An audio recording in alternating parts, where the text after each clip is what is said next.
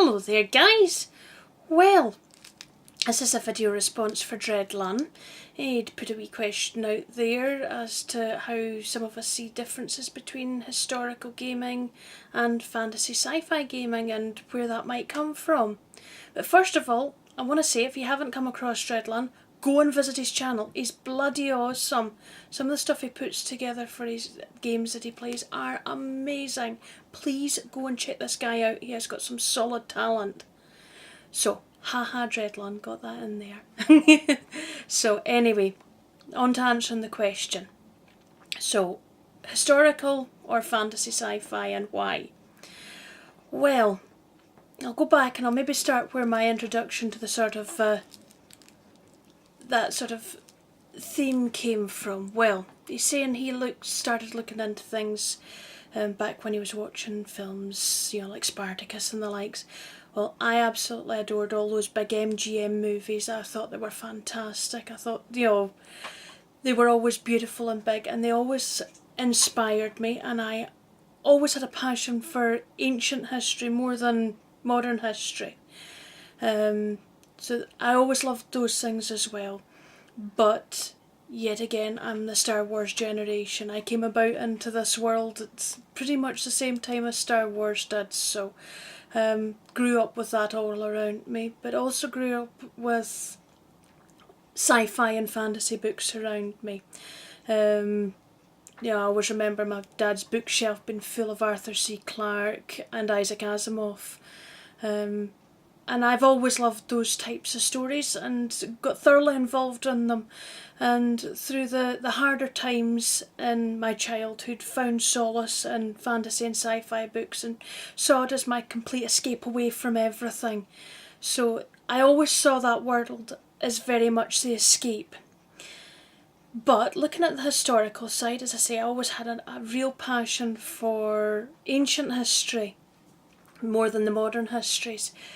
But grew up round a military base, and I've always had a real enjoyment for military hardware, aircraft, tanks, that sort of thing. So I do have a real excitement for that side of things, but I seem to have a real mental block when it comes to historical gaming. I seem to have a real difficulty in making that separation between story written and story where I could alter it and do things to it from what's already there. I seem to be able to take more fun and enjoyment where, if you want to put it right, I'm writing my own script, as it were. The script's already written. I feel it's not my place to change it as per se. As I say, I love doing my modelling with my aircraft and things like that.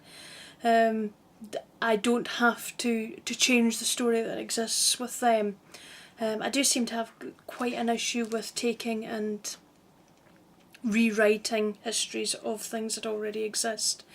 I also seem to have, I don't know, when it comes to actual warfare with historical armies as such as well, I seem to get my head too personally involved, and I seem to get a feel, yet again, I get more absorbed in the personal tragedy of it rather than the actual fun side of it, so where I can forget about that with the fantasy and sci-fi side. Yet again, as I say, I think I get my historical hit very much from the bigger scale models rather than the actual gaming side, because I can make a separation that's the solid hardware side of it as such.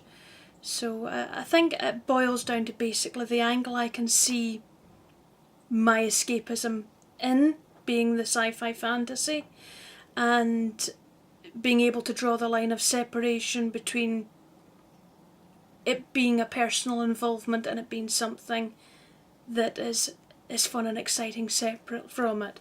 So I think that's where I come from, and as to why I choose not to go down the historical gaming side. I wouldn't have any problem, say for example, painting single figures of different well-known characters, say in the Second World War or otherwise. I don't have an issue with that.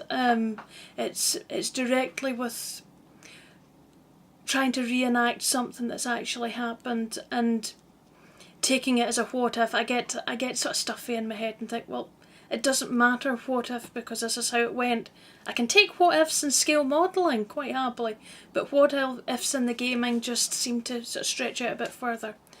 I can cope where there's a sort of a shift in the background, say for example with the Empire of the Dead. Yes, a lot of things are already written, but they're taking that history and saying, this is not that history, this is an alternate history.